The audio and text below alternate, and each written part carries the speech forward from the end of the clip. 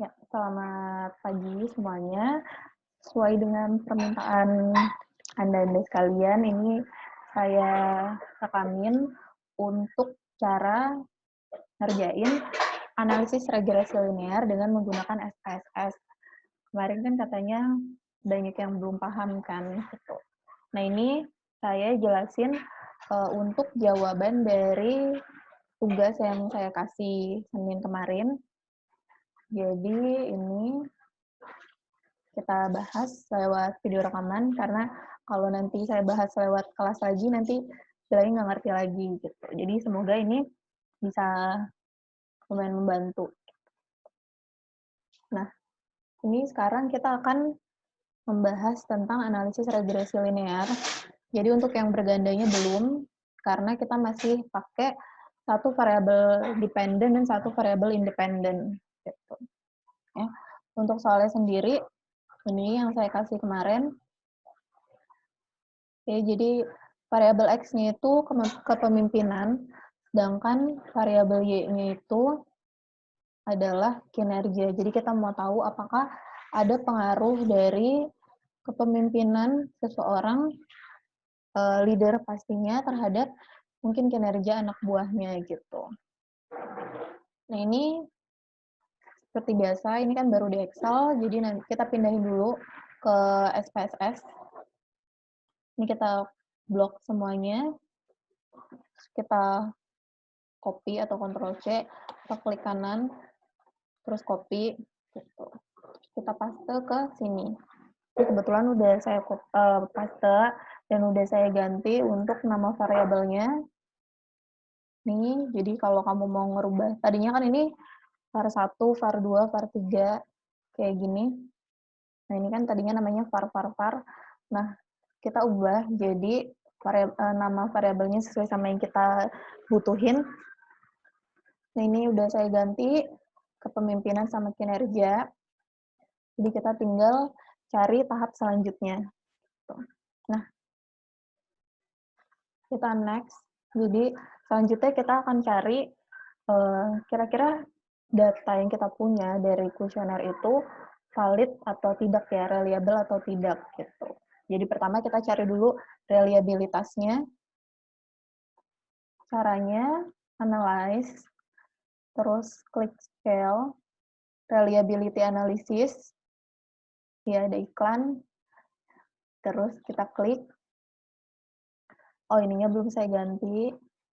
Ini kita ganti dulu ya. Ini kita gantinya satu-satu.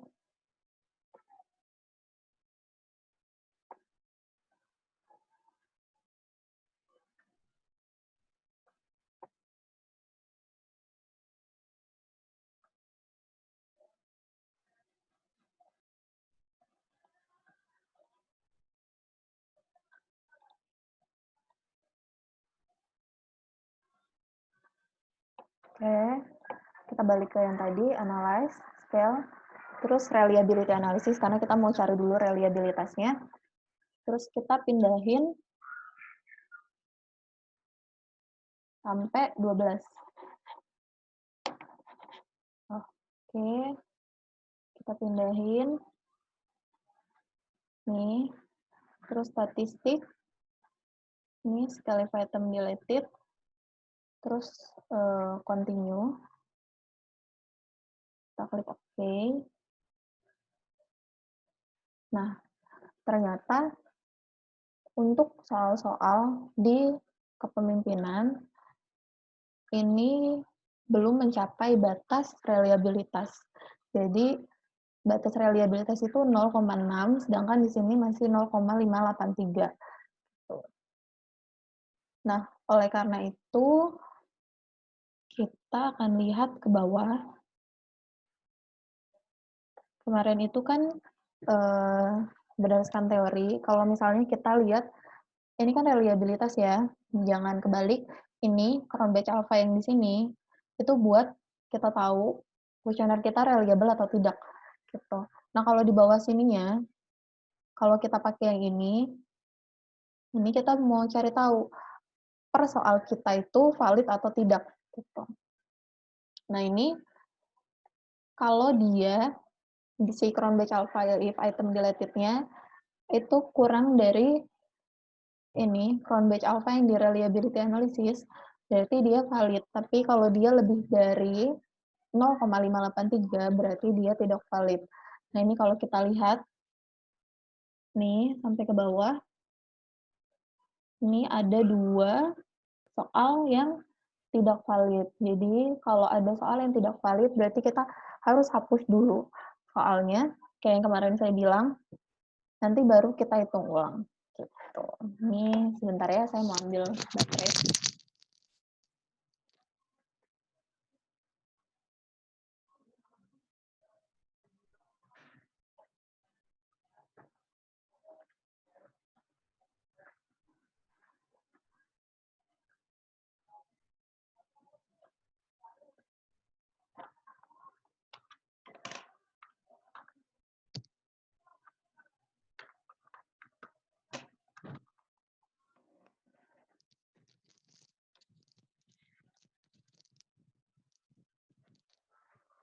Oke, kita lanjut. Nah, jadi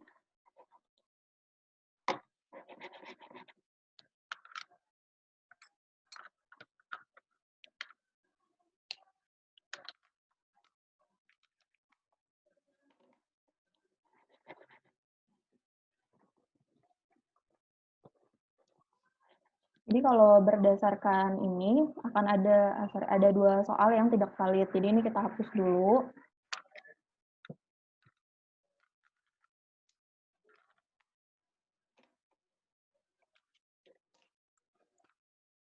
Bentar ya.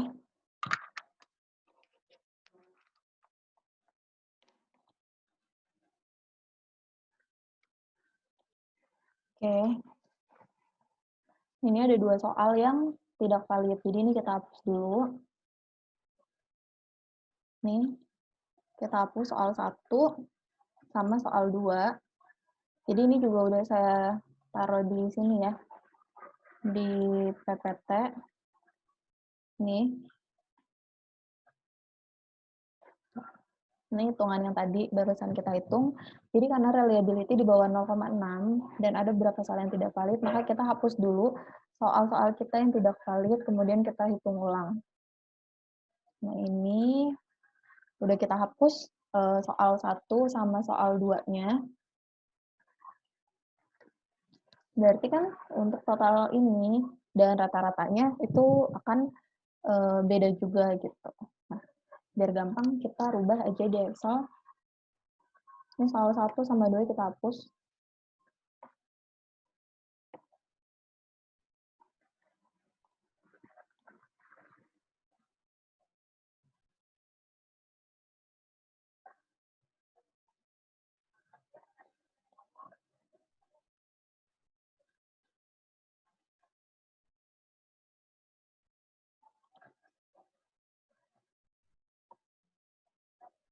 Oke. Sini soal 2-nya juga kita hapus. Nah, ini karena udah pakai sum, dia udah otomatis. Tinggal kita copy. Ini jangan lupa diganti, karena kalau kamu nggak ganti,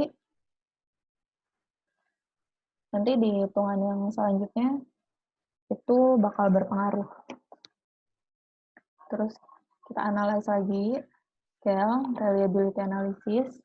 Ini dia udah otomatis ke hapus yang 1, 2, klik OK. Nah, setelah kita hapus 2 soal, ini reliability analysisnya sudah di atas 0,6, berarti dia sudah reliable. Nah, kita lihat lagi, ada nggak sih soal-soal yang masih tidak valid? Ada soal 3 sama soal 4. Nanti kita hapus lagi.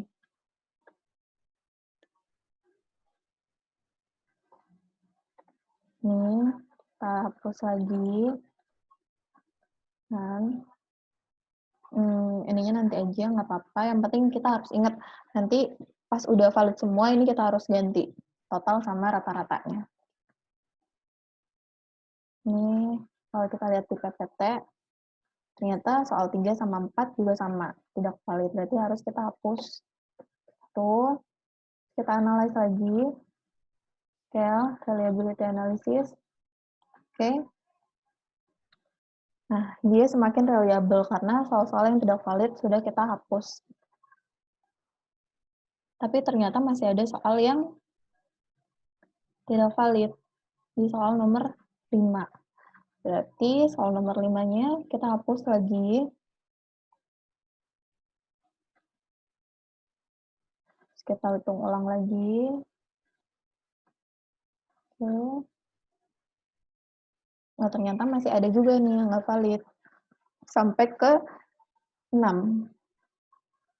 Yang lainnya udah. Kita hapus. Cut. Analyze. Oke. Nah, ternyata setelah kita hapus 6 soal, dapatlah semua soal yang lainnya valid. Gitu. Berarti ini udah hasil akhirnya. Kalau kita pakai uji validitas dengan menggunakan Cronbach alpha if item deleted. Gitu. Ini, ya. Ini dia sudah reliable dan sudah valid semua. Sekarang kalau kita coba pakai cara lain. Kemarin kan udah saya ajarin ada 2 cara. Pakai yang tadi, Cronbach alpha if item deleted, sama pakai Pearson correlation. Nah, ini kita balikin lagi yang tadi. Saya insert aja.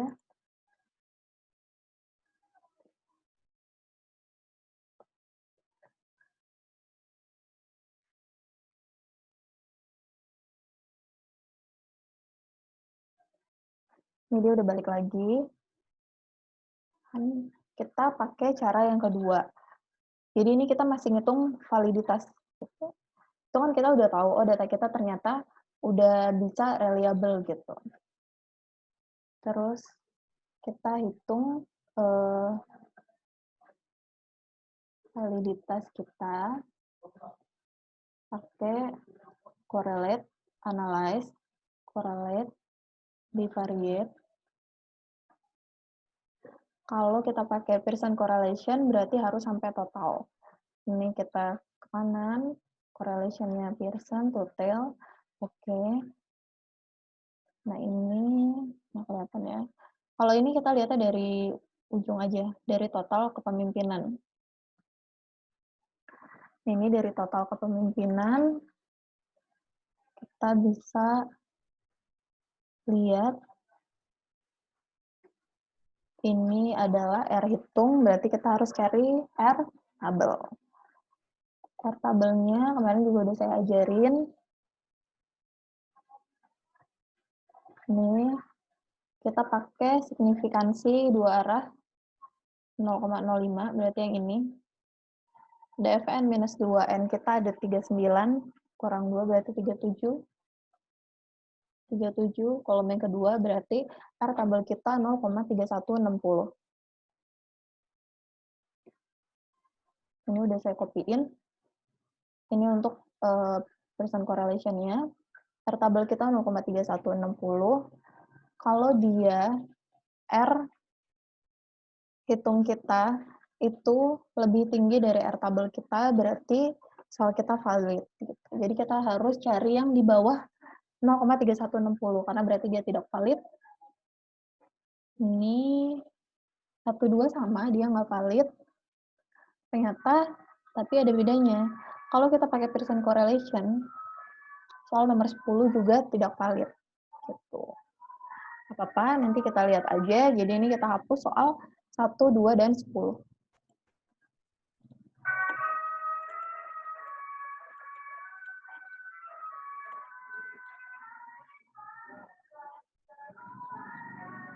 Berarti kan totalnya beda ya. Rata-ratanya juga beda. Nah, kita ubah di sini aja. 1, 2, dan 10. Delete. Nah, ini terus kita copy.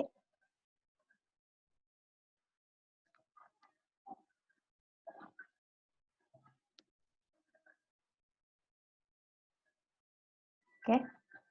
Terus, nah, ini kan kita berarti harus hitung ulang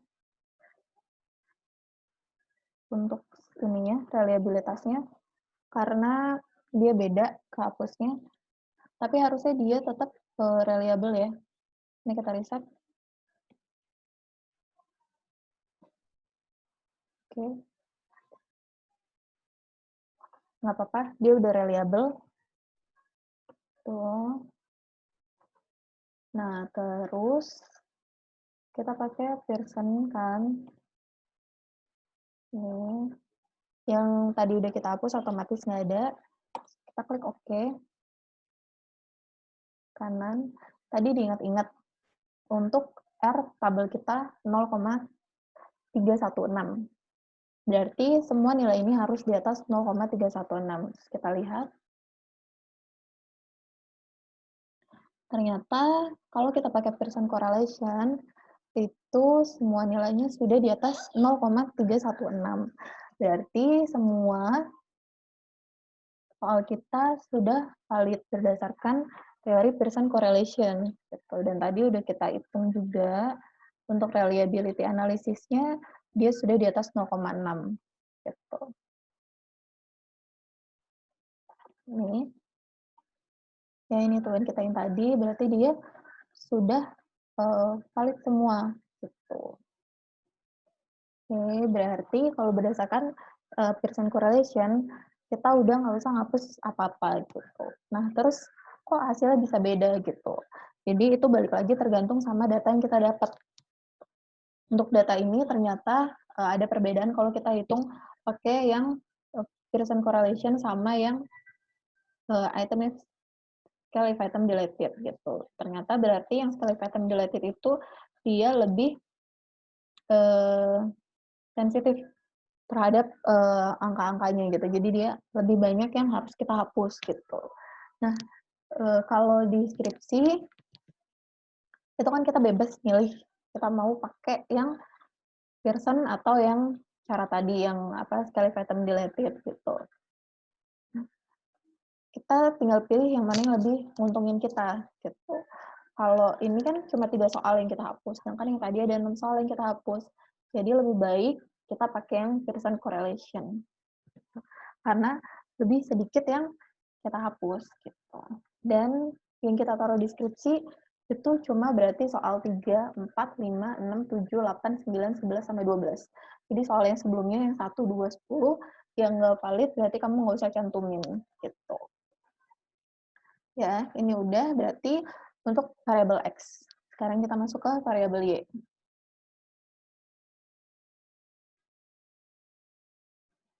Ini kita nggak apa-apa coba hitung pakai yang scale item deleted dulu. Tapi pertama kita hitung dulu untuk reliability-nya.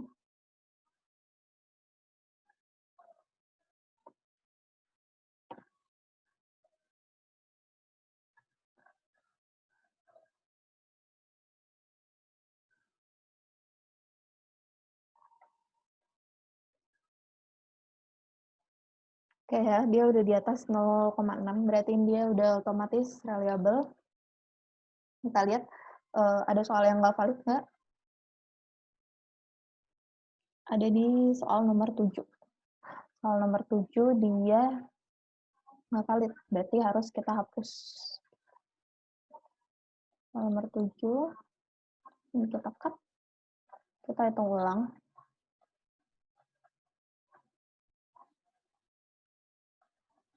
Ini udah otomatis diganti. Oke. Index alfanya 0,703 berarti udah reliable. Kita lihat, ada nggak ya yang di atas ini? Karena tidak ada, berarti semua soal kita sudah valid. Berdasarkan kalau kita pakai hitungan yang ini. Nah, sekarang kita mau coba pakai Pearson correlation.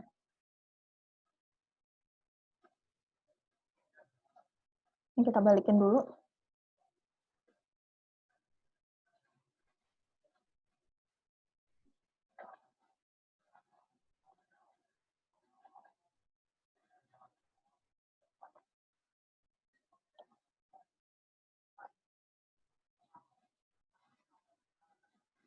Nih ya, jadi kalau kita pakai Pearson, totalnya itu harus ikut. Oke. Untuk R tabelnya kan sama ya, karena kan jumlah N-nya sama. Saya tadi 0,316. Oh, berarti ini ada satu nih. Ini nggak kelihatan ya kalau pakai ini. Coba kita pakai yang ini. Ini yang tadi ya, yang udah kita hapus. Nah, ini ada satu soal sama ya, ternyata kinerja 7 ini tidak valid. Berarti harus kita hapus. Kita hitung ulang. Pakai Pearson correlation. Ini dia udah otomatis hapus. Oke. Ini udah saya pindahin juga biar gampang lihatnya di Excel, di PT. Nah ini, tadi kan R tabel kita 0,316. Nah, kita lihat ada nggak ya yang di bawah itu.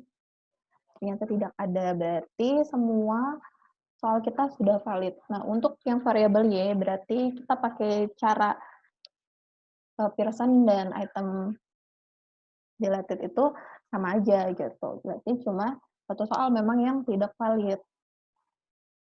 Jadi cuma soal nomor 7, jadi kita cuma hapus soal nomor 7. Nah, dengan ini semua soal kita itu sudah valid. Nah, jangan lupa tadi berarti kita harus hitung ulang reliability kita. Cuma pakai soal-soal yang udah valid. Ini 7-nya juga sudah hilang. Oke. Berarti yang ini ya. Berarti kalau kamu kerjain skripsi, nanti yang ditaruh di skripsinya itu yang ini.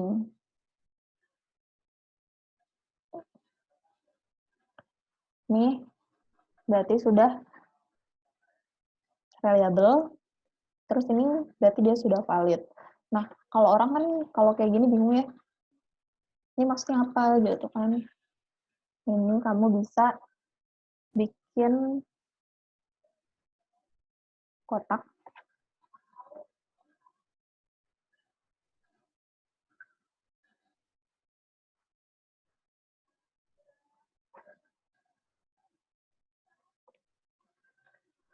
Ini soal R hitung R tabel.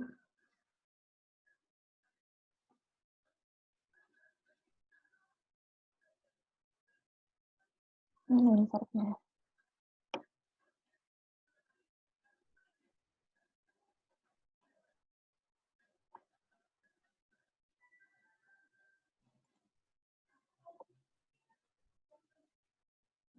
Kenapa dia nggak bisa insert ya?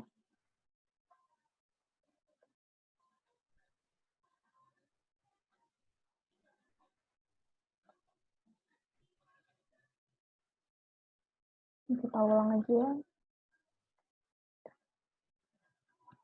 Insert.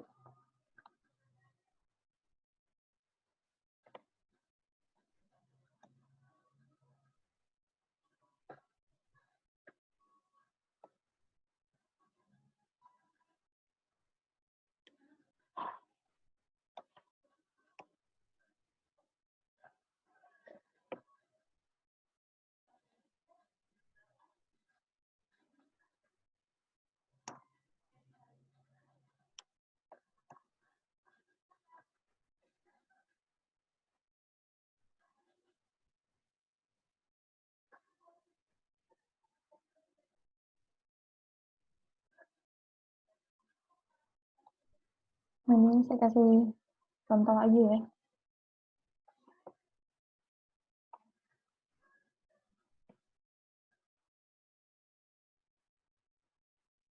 Panjangan kita hapus aja. Ini soal 1, 2, 3, 4, 5 dulu. Nah, R hitungnya itu kan sama ini nih, sesuai.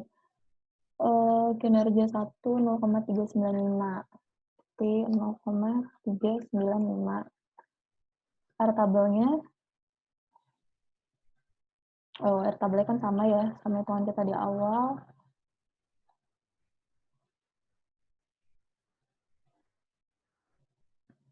(0,3160).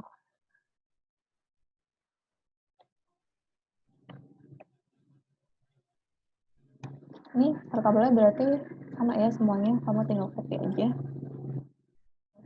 R hitungnya kamu lihat dari sini. Dia 0,395, 0,528. Nah, kita lihat lagi ke atas. Katanya kalau R hitung kurang dari R tabel maka tidak valid. Tapi kalau R hitung lebih dari R tabel maka valid. Nah, kita balik lagi ke yang tadi. Nih, R hitung kita lebih dari R tabel, berarti hasilnya valid. R hitung yang kedua lebih dari R tabel, berarti hasilnya valid. Nah, dan selanjutnya, jadi nanti kamu edit jawaban kamu, nanti dikumpulin ulang. Jadi caranya gini. Ya, ini yang atas juga sama ya. Ini yang sebelumnya berarti kan soal 1, 2, 10 ya yang kita hapus.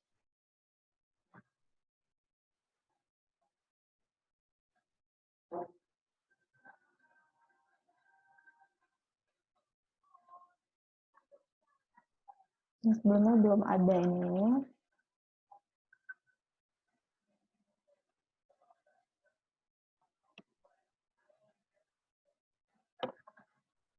Oke. Nah, berarti yang ini, tadi udah ini. Copy. Nah, berarti untuk yang variabel, kecil banget ya. Untuk yang variabel X, itu reliability analysisnya 0,639. Gitu. Jadi gitu caranya. Nah, kalau kalian misalnya bingung kok itu ada 2 ya gitu, pakai aja yang Pearson correlation kalau gitu. Daripada bingung, karena biasanya dia lebih akan lebih banyak yang validnya gitu. Harusnya. Tuh. Oke. Ini kita sampai validitas reliabilitas dulu. Ini videonya saya pecah biar nggak terlalu panjang, karena nanti konvertnya jadi terlalu besar. Gitu. Semoga paham yang validitas sama reliabilitas dulu. Tuh. Jadi, untuk yang validitas sama reliabilitasnya, ini sampai di sini. Ntar kalau misalnya belum paham, dengerin pelan-pelan. Ya, oke, kita lanjut ke video selanjutnya untuk yang uji asumsi klasik.